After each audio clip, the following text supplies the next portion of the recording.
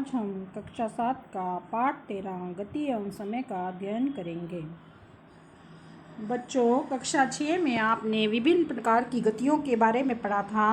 आपने यह पढ़ा था कि किसी वस्तु की गति किसी सरल रेखा के अनुदिश, वर्तुल अथवा आवर्ती हो सकती है।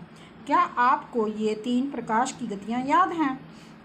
सारणी 13.1 में गतियों के कुछ सामान्य उदाहरण दिए गए हैं। प्रत्येक उदाहरण में गति का प्रकार पहचानिए। तो बच्चों, आपने यहाँ गति का प्रकार लिखना है। वर्तुल है, सरल रेखा के अनुदिश है या आवर्ती है। तो इसने दिया है 13.1 सारणी में मार्च पास्ट करते सैनिक, सीधी सड़क पर चलती बैलगाड़ी, दौड़ते धावक के हाथों की गति, चलती साइकिल के पैडल की गति, सूर्य के चारों ओर पृथ्वी की गति, झूले की गति और लोलक की गति। यह हमारा सामान्य अनुभव है कि कुछ वस्तुओं की गति मंद होती है जबकि कुछ अन्य वस्तुओं की गति तीव्र होती है। तो बच्चों, हम पढ़ेंगे मंद अथवा तीव्र गति के विषय में। हम जानते हैं कि कुछ वाहन अन्य वाहनों की तुलना में अधिक तीव्र गति करते हैं, यहाँ तक कि एक ही वाहन विभिन्न समय पर तीव्र एवं मंद गति करता है। सरल रेखीय पथ के अनुदिश गति करने वाले 10 वस्तुओं की सूची बनाइए और इन वस्तुओं को गति को 2 वर्गों मंद तथा तीव्र गति में बांटिए। आपने यह कैसे निश्चित किया कि कौन सी वस्तु मंद गति कर रही है और कौन सी वस्तु तीव्र गति कर रही है? यदि किसी सड़क पर कई वाहन एक ही दिशा में गति कर रहे हैं तो हम यह सरलता से बता सकते हैं कि उनमें से कौन सा वाहन अन्य की तुलना में तीव्र गति कर रहा है। आइए हम सड़क पर चलने वाले वाहनों की गति को देखते हैं। तो बच्चों, इसके लिए हम एक क्रियाकलाप करेंगे। चित्र 13.1 को देखिए। तो बच्चों, ये रहा चित्र 13.1। इसमें किसी क्षण पर सड़क पर एक ही दिशा में गति करते कुछ वाहनों की स्थिति दर्शाई गई है। आप चित्र 13.2 को देखिए। उन्हीं वाहनों को कुछ समय पश्चात की स्थिति दर्शाई गई है। दोनों चित्रों के प्रश्नों के आधार पर निम्नलिखित प्रश्नों के उत्तर दीजिए। कौन सा वाहन तीव्र गति कर रहा है इनमें, और सबसे मंद गति कौन कर रहा है? कौन मंद अथवा तीव्र गति करता है? इसका निर्णय करने में वस्तुओं द्वारा किसी दिए गए काल अंतराल में चली गई दूरी हमारी सहायता कर सकती है। उदाहरण के लिए कल्पना कीजिए, आप अपने मित्र को विदा करने बस अड्डे जा रहे हैं। मान लीजिए आप बस के चलते ही अपनी साइकिल के पैडल मारने लगते हैं। 5 मिनट के पश्चात आपके द्वारा चली गई दूरी बस द्वारा चली गई दूरी से काफ़ी कम होगी। क्या आप तब यह कहेंगे कि बस साइकिल से तीव्र गति कर रही है? हम प्रायः यह कहते हैं कि तीव्र चलने वाले वाहनों की चाल अधिक होती है। 100 मीटर दौड़ में यह निर्णय करना सरल होता है कि किसकी चाल अधिकतम है। जो धावक 100 मीटर दूरी तय करने में सबसे कम समय लेता है उसकी चाल अधिकतम होती है।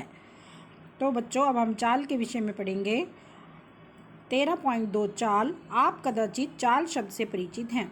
ऊपर दिए गए उदाहरण में अधिक चाल से यह संकेत मिलता है कि किसी दी गई दूरी को कम समय में तय किया गया है अथवा किसी दिए गए समय में अधिक दूरी तय की गई है। 2 या अधिक वस्तुओं में कौन तीव्रतम गति करता है उसे ज्ञात करने की सबसे सुविधाजनक विधि यह है कि हम इनके द्वारा किसी एकांक समय में तय की गई दूरी ज्ञात करें। इस प्रकार यदि हम 2 बसों द्वारा 1 घंटे में तय की गई दूरी जानते हैं तब हम यह बता सकते हैं कि उनमें से कौन अपेक्षाकृत मंद है। किसी वस्तु द्वारा एकांक समय में तय की गई दूरी को हम उस वस्तु की चाल कहते हैं। तो बच्चों, चाल को ध्यानपूर्वक इसकी परिभाषा पढ़िए। किसी वस्तु द्वारा एकांक समय में तय की गई दूरी को हम उस वस्तु की चाल कहते हैं। जब हम यह कहते हैं कि कोई कार 50 किलोमीटर प्रति घंटा की चाल से गति करती है तो इससे यह ज्ञात होता है कि वह कार 1 घंटे में 50 किलोमीटर दूरी तय करेगी। तथापि कोई कार बिल्ले ही 1 घंटे तक किसी नियत चाल से चलती है। वास्तव में वह धीमी चाल से गति आरंभ करके फिर अपनी चाल बढ़ाती है। अतः हम यह कहते हैं कि किसी कार की चाल 50 किलोमीटर प्रति घंटा है तो प्रायः हम केवल कार द्वारा 1 घंटे में तय की गई दूरी पर विचार करते हैं। हम इसकी चिंता नहीं करते कि इस 1 घंटे की अवधि में कार नियत चाल से चलती रही अथवा नहीं। वास्तव में यहाँ परिकलित की गई चाल कार की औसत चाल है। इस पुस्तक में हम औसत चाल के लिए चाल शब्द का ही उपयोग करते हैं। अतः हम तय की गई कुल दूरी को लिए गए कुल समय से विभाजित करके चाल प्राप्त करते हैं। तो बच्चों इस प्रकार चाल निकालने के लिए हमें एक सूत्र मिल गया, चाल बराबर तय की गई कुल दूरी बटे लिया गया कुल समय। अपने दैनिक जीवन में हम बिरले ही लंबी दूरियों तक अथवा अधिक समय तक वस्तुओं की एक नियत चाल से गति करते हुए देखते हैं। यदि किसी सरल रेखा के अनुदिश गति करने वाली वस्तु की चाल परिवर्तित होती रहती है तो उस वस्तु की चाल असमान कही जाती है। इसके विपरीत किसी सरल रेखा के अनुदिश वस्तु की नियत चाल से गति एक समान गति कहलाती है। इस स्थिति में औसत चाल वही है जो वास्तविक चाल है। यदि हम किसी वस्तु द्वारा किसी निश्चित दूरी को तय करने में लगे समय का माप लें तो हम उस वस्तु की चाल ज्ञात कर सकते हैं। कक्षा 6 में आपने दूरी मापना सीखा था, परंतु हम समय कैसे मापते हैं आइए पता लगाएं। तो 13.3 है बच्चों समय की माप। यदि आपके पास घड़ी नहीं है तो आप ये कैसे निश्चित करेंगे कि अब क्या समय हो गया? क्या कभी आपको यह जानने की उत्सुकता हुई है कि हमारे बुजुर्ग किस प्रकार केवल छाया देखकर दिन के समय का अनुमान लगा लेते थे? हम एक माह के काल अंतराल को कैसे मापते हैं? हम एक वर्ष के काल अंतराल को कैसे मापते हैं? समय की माप से हमारा तात्पर्य काल अंतराल की माप से है। बोलचाल में जब हम समय मापने के लिए किसी घड़ी के उपयोग के बारे में चर्चा करते हैं तब हमारा अभिप्राय काल अंतराल का मापन ही होता है। तो बच्चों हमारे पूर्वजों ने यह देखा कि प्रकृति में बहुत सी घटनाएं निश्चित अंतराल के पश्चात स्वयं दोहराती हैं। उदाहरण के लिए उन्होंने यह पाया कि सूर्य प्रतिदिन प्रातः उदय होता है। एक सूर्य उदय से अगले सूर्य उदय के बीच के समय को एक दिन कहा गया। इसी प्रकार एक अमावस्या से अगली अमावस्या के बीच के समय को माह के रूप में माना गया। एक वर्ष उस समय के लिए निश्चित किया गया जितने समय में पृथ्वी सूर्य की एक परिक्रमा पूरी करती है। प्राय हमें एक दिन से काफ़ी छोटे समय अंतरालों को मापने की भी आवश्यकता पड़ती है। संभवतः समय मापने की सबसे सामान्य युक्ति घड़ियां ही हैं। क्या आपको कभी यह जानने की उत्सुकता हुई है कि घड़ियां समय कैसे मापती हैं? घड़ियों की कार्य अवधि काफ़ी जटिल होती है बच्चों, परंतु सभी घड़ियों में आवर्ती गति का उपयोग किया जाता है। देखिए बच्चों, कुछ सामान्य घड़ी है, ये दीवार घड़ी है, मेज घड़ी है, और ये आजकल जो घड़ी चल रही है वो है अंकक घड़ी या डिजिटल घड़ी। ये कुछ घड़ियों के चित्र दिखाए गए हैं आपको।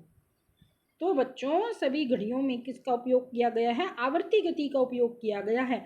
आवर्ती गति का एक चिर परिचित उदाहरण सरल लोलक है। सरल लोलक धातु के छोटे गोले अथवा पत्थर के टुकड़े को किसी दृढ़ स्टैंड से धागे द्वारा निलंबित करके बनाया जा सकता है। धातु के गोले को लोलक का गोलक कहते हैं। चित्र 13.4a देखिए बच्चों, ये है चित्र 13.4a।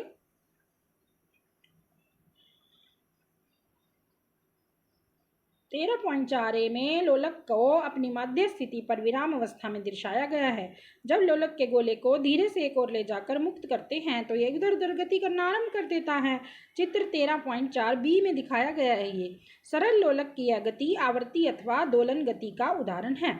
लोलक का गोलक अपनी माध्य स्थिति O से आरंभ करके A तक, फिर A से B एवं B से वापस O पर आता है तो ये कहा जाता है कि लोलक ने एक दोलन पूर्ण कर लिया है। लोलक तब भी एक दोलन पूर्ण करता है जब इसका गोलक एक चरम सीमा स्थिति A से दूसरी चरम स्थिति B पर तथा B से वापस A पर आ जाता है। सरल लोलक का एक दोलन पूर्ण करने के लिए जितना समय लगता है उसे सरल लोलक का आवर्तकाल कहते हैं बच्चों। तो हम इसके लिए क्रियाकलाप करेंगे। क्रियाकलाप 13.2 लगभग 1 मीटर लंबा धागा अथवा डोरी लेकर चित्र 13.4a में दर्शाए गए अनुसार एक सरल लोलक बनाइए। यदि पास में कोई पंखा चल रहा है तो उसे बंद कीजिए। लोलक के गोलक को अपनी मध्य स्थिति पर विराम में आने दीजिए। गोलक के नीचे फर्श पर अथवा इसके पीछे दीवार पर उसकी मध्य स्थिति को एक चिन्ह द्वारा अंकित कीजिए। लोलक का आवर्तकाल मापने के लिए हमें विराम घड़ी की आवश्यकता होगी। यदि विराम घड़ी उपलब्ध नहीं है तो मेज घड़ी अथवा कलाई घड़ी का उपयोग भी कर सकते हैं। लोलक को गति में लाने के लिए गोलक को पकड़िए और इसे धीमे से एक ओर ले जाइए। यह सुनिश्चित कीजिए कि जब आप गोलक को विस्थापित कर रहे हैं तो इसमें बंधी डोरी तनी हुई हो। आप गोलक को विस्थापित स्थिति से मुक्त कीजिए। ध्यान रखिए, गोलक को छोड़ते समय इसे धक्का नहीं लगना चाहिए। जिस समय गोलक अपनी मध्य स्थिति पर है उस समय घड़ी का समय नोट कीजिए। मध्य स्थिति की बजाय आप उस स्थिति से भी समय नोट करना आरंभ कर सकते हैं जब गोलक अपनी किसी चरम स्थिति पर है। गोलक द्वारा 20 दोलन पूरा करने में लगाया गया समय नापिए। सारणी 13.2 में अपने प्रेक्षण लिखिए। इसमें दिया गया प्रेक्षण केवल एक नमूना है। आपके प्रेक्षण इससे भिन्न हो सकते हैं। इस क्रियाकलाप को 3-4 बार दोहराइए बच्चों और अपनी प्रेक्षण सारणी में लिखिए। 20 दोलनों को पूरा करने में लगे गए समय को 20 से भाग देकर एक दोलन में लगा समय अर्थात लोलक का आवर्तकाल प्राप्त कीजिए।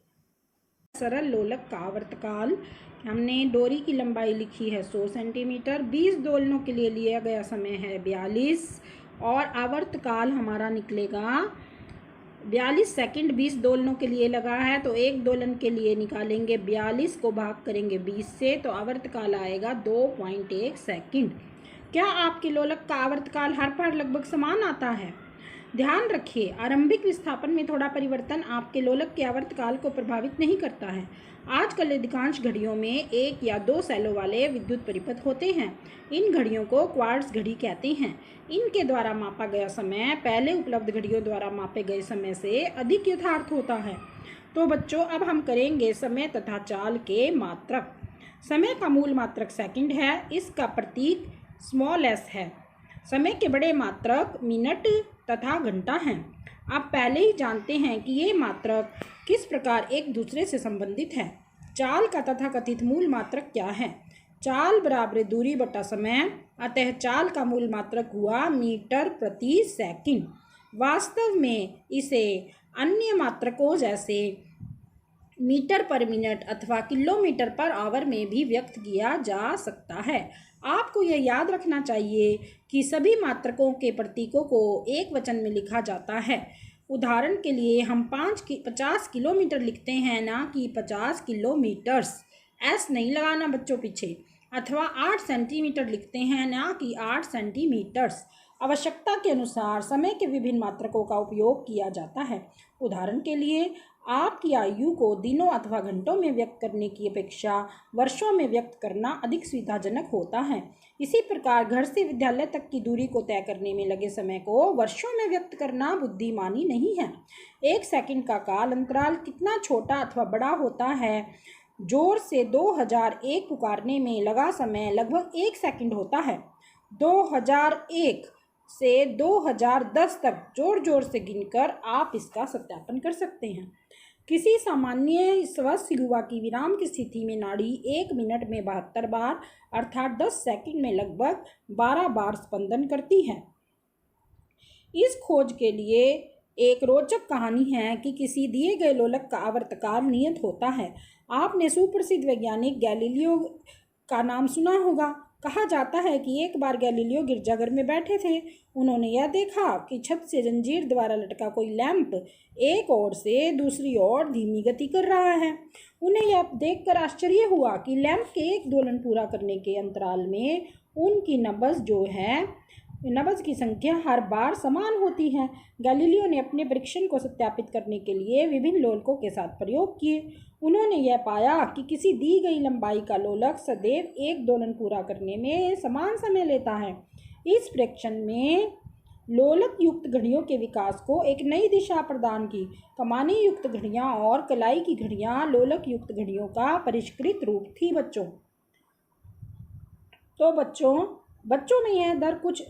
में जो ये दर बताई थी हमने 72 बार जो है 10 सेकंड में लगभग 12 बार स्पंदन करता है। बच्चों में यह दर कुछ अधिक हो सकती है। जब लोलक वाली घड़ियां प्रचलित नहीं हुई थी तब संसार के विभिन्न भागों में समय मापन के लिए बहुत सी युक्तियों का उपयोग किया जाता था। धूप घड़ी, जल घड़ी, रेत घड़ी, इस प्रकार की कुछ युक्तियों के उदाहरण हैं।